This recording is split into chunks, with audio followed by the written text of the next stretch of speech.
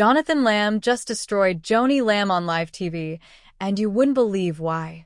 The family feud between members of the Lamb family doesn't look like it'd be ending anytime soon. Back in 2020, Jonathan and Susie Lamb first came out with allegations that a family member had molested their daughter on a family vacation. For years later, allegations that the Lamb family matriarch and patriarch were involved in covering up the case have risen. This time around, Jonathan and Susie have been forced to air the family's dirty laundry in public, including on live TV. What has Jonathan got to say about his mother? Let's find out. Joni Lamb is a very respected figure in the world of Christian televangelism. Back in 1997, she and her late husband, Marcus Lamb, collectively began the Daystar television network with a mission to spread the gospel through all means possible. These days, however, Joni's name has found itself in the pages of scandals and controversies. But unlike the first major controversy, which took place back in 2010, this time around, it just might be enough to break her family for good. To better understand the issues concerning the family, we need to travel back to 2021, when CEO Marcus Lamb passed away from COVID complications. The line of succession wasn't exactly established, but many believed that the president's position should have gone to his son, Jonathan Lamb. From a young age, Jonathan had been very invested not just in the family job but also in religion. He'd spent a lot of time finding himself and his faith and had high hopes of helping many others across the globe do the same.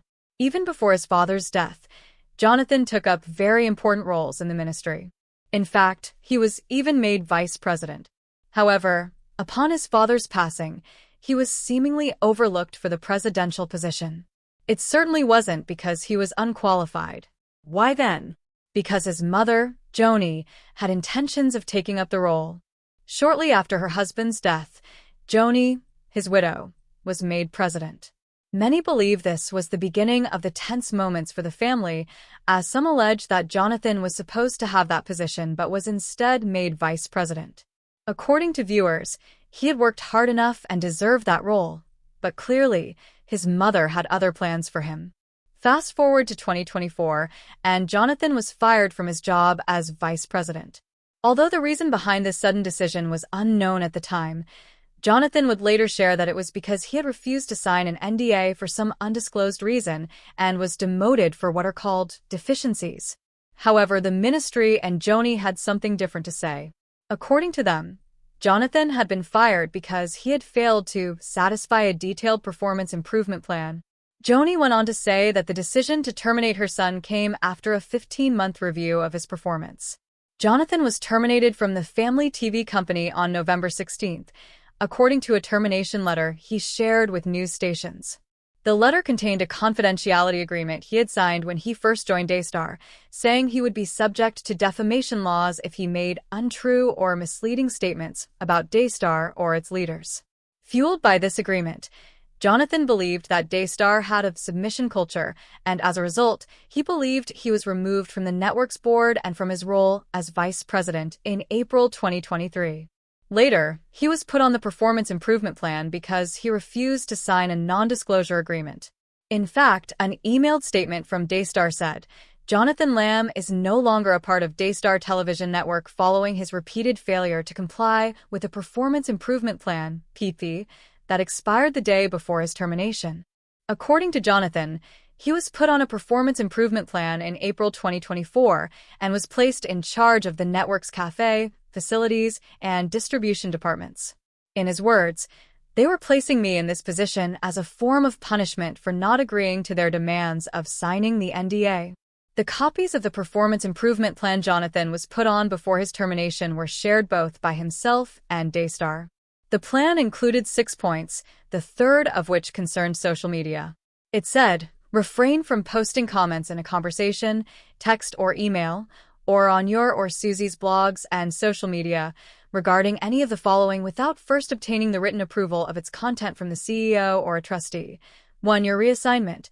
2. The existence or contents of this plan. 3. Decisions or actions taken by Daystar leadership on any topic. 4. The appearance or non-appearance of you or Susie on programs or broadcasts of Daystar. The plan's 5th point concerned Joni's marriage. It read, You have expressed religious objections relating to the marriage of Doug Weiss to CEO Joni Lamb. As you know, Joni is the CEO of Daystar, and their marriage is legally recognized and has been vetted and affirmed as biblical by credible pastoral counselors. But what exactly is the deal with Joni's remarriage? Joni is a Christian who preaches against all forms of sin, including divorce for non-biblical reasons. However, when it came time to remarry in 2023, she chose to tie the knot with a man who divorced his wife 2 months after her previous husband's death. To make matters worse, this man wasn't just any man. He was Dr. Doug Weiss, a family friend and a guest on their show numerous times. The woman he divorced was Lisa Weiss, his wife of over 30 years. But the issue wasn't the divorce. It was the fact that he did it for no biblical reason, instead claiming spiritual abandonment. This controversy added fuel to the fire of Jonathan's grievances, escalating tensions between him and his mother. Comment before publication, and that their brief response had been included in the first article. When asked by the Christian Post about Joni Lamb's public response to the allegations, Julie expressed skepticism and highlighted several unanswered questions.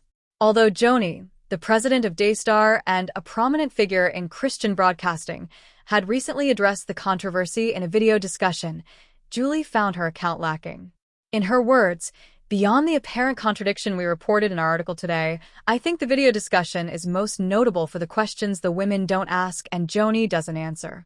For example, no one asks Joni about her alleged one-on-one meeting with Jonathan and Susie's daughter the morning after the girl reportedly told her mother she'd been abused.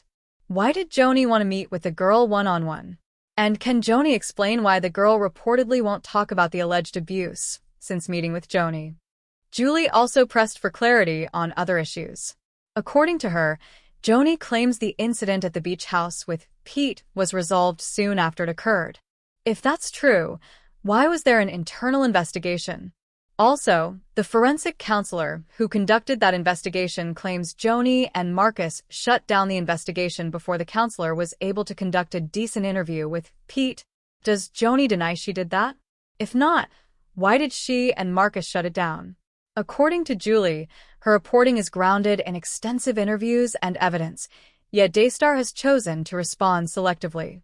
I asked Daystar many specific questions about the allegations, but so far, they've responded only to the questions they wish to discuss. There are many more questions that beg to be answered, she asserted.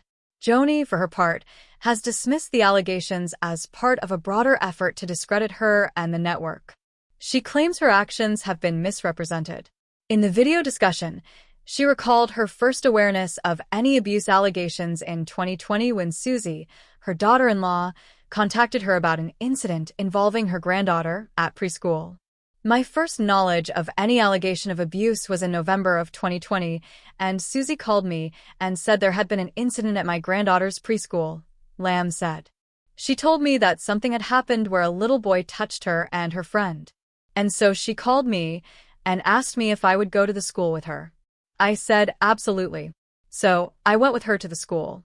We reported it to the school, and of course, I was there to encourage and support as I would for any child, but especially my granddaughter."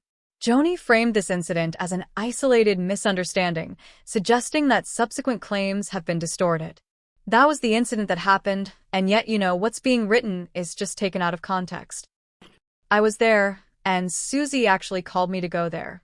So this word about you covering up, there's no truth to that," she said.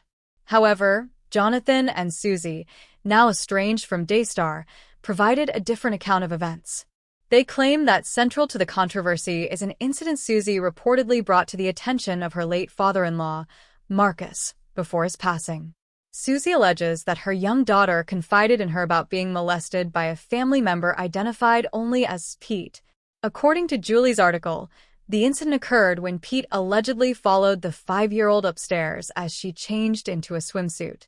Susie described the man's demeanor as eerie, noting his eyes seemed to go black, like he was in a zombie mode.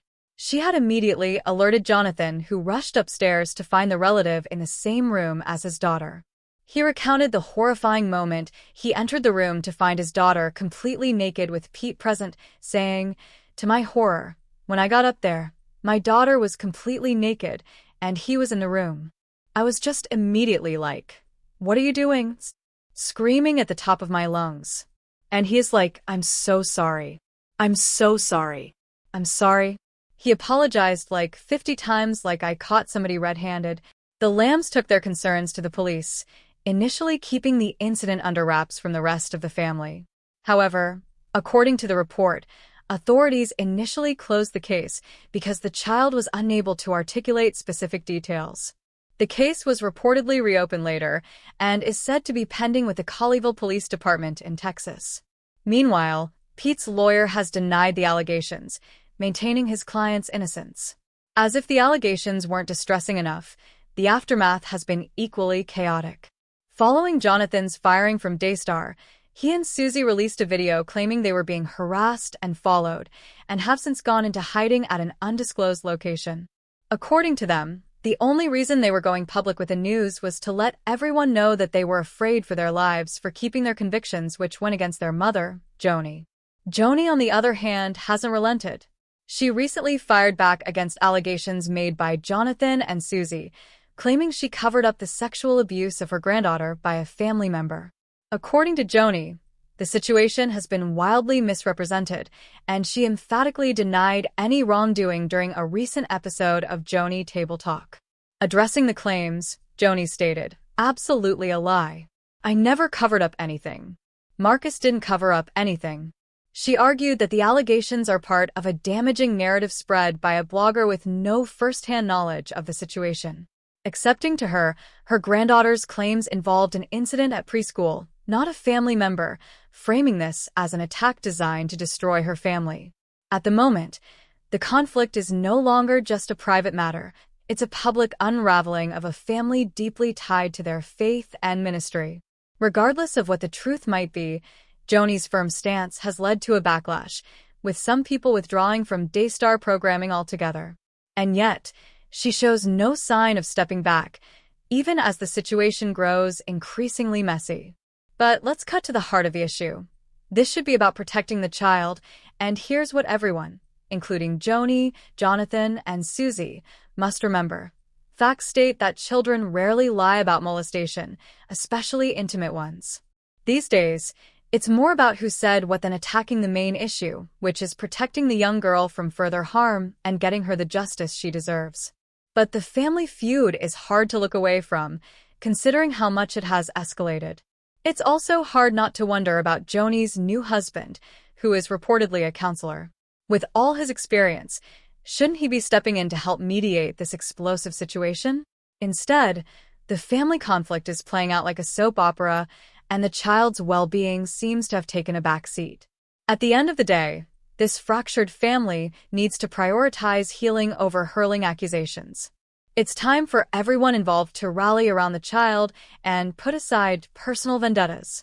And maybe, just maybe, Grandma Joni should consider acting less like a public defender and more like a grandmother. However, it doesn't look like things might change anytime soon.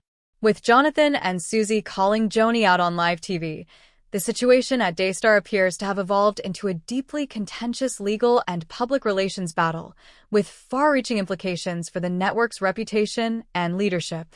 Known for its global reach, Daystar claims to broadcast to 2.3 billion homes and 6.85 billion people worldwide, positioning itself as a significant force in Christian media. However, these allegations, coupled with Julie's unyielding reporting, threaten to disrupt that image. As of now, the dispute shows no signs of resolution. Both sides remain entrenched. The core questions, which center on accountability, transparency, and the treatment of vulnerable individuals, remain unresolved, leaving a cloud of uncertainty over Daystar's leadership and future. What do you think of this feud? Is a resolution in sight? Let us know your thoughts in the comments. Don't forget to leave a like and subscribe to the channel if you enjoyed this video.